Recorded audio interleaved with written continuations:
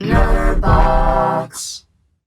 Welcome to another episode of the Popcorn Confessional, where it is a jam-packed week of movies that are coming out from last week to this week to the week before. Oh my god. And before we talk about the movie that we watched this week, I have to say I'm going to get a lot of flack for this one. Because if you want to watch this movie, here's where I'm going to get flack. I'm going to get murdered in the comments or by my friends or whoever. If you like the movie Donnie Brasco, you may like the movie Profile. So fire up the Jiffy Pop, meet us in the booth, and find out why.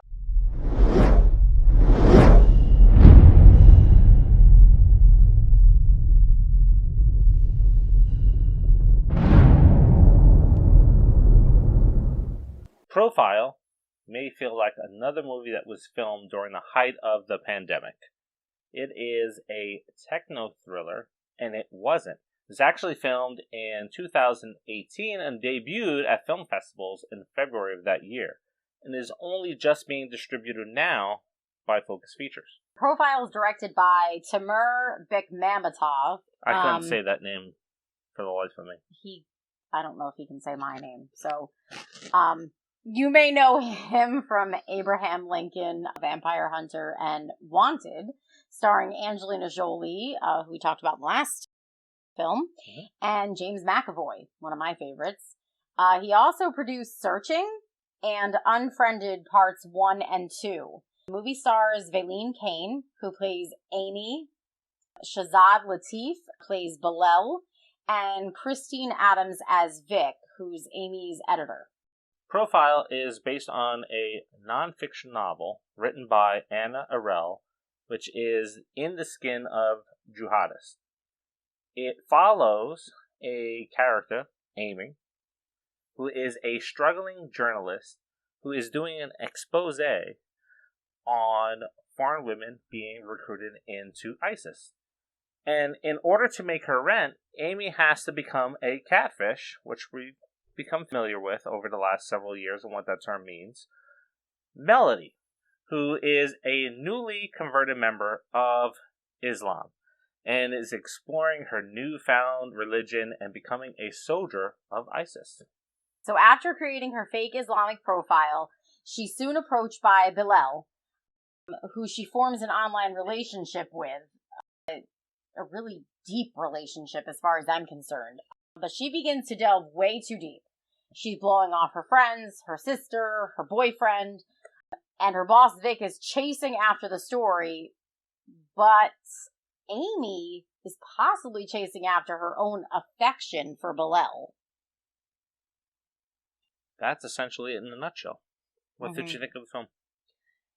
So, there were a lot of scenes in this movie where I was like, oh my god, what are you doing? What are you doing? Like, I was literally screaming at this woman because she was clearly too involved at some points with this story.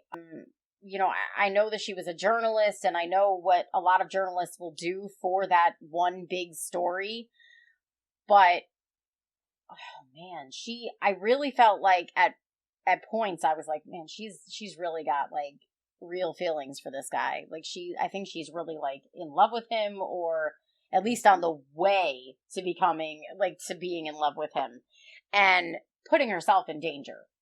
Clear danger. So I mentioned at the opening, if you like Donnie Brasco, you may like this film. We have Johnny Depp that goes undercover for the mafia, and he begins to get close to the person that he is essentially catfishing. Yes. And that's Al Pacino in that role. I don't remember the characters' names, but we don't need to get into that. So this movie is on the same premise as that. And I have to say that if we think about all the thrillers and the horrors and dramas that have come out over the years, thinking back to Blair Witch, where you had found footage come out onto the scene and everybody tried to copy it, and we're doing all these movies where the techno thriller, which is movies that are based in like Zoomland or Facebook Messenger or on Facebook, have been slowly nurtured. And the director, what's his name? Oh my god, really? His first name is Tamir. Yeah. Tamir has been slowly building out this genre. And I think this may be the best of the films that he's been involved with. Not including Host, which he wasn't involved in, that came out over the pandemic. But he really plays on you being the first person in this film well. Where there is no scenes outside of you watching the person scroll through their desktop. Yeah. Which I kind of thought was like, it's kind of lame in the beginning. But after a while, it kind of sucked you in. We're the catfish here, where we're getting lured in on this fishing line here for this story. So basically, it's all it's Facebook Instant Messenger, Facebook Post, FaceTime, and Skype. Yeah, it takes place all over that.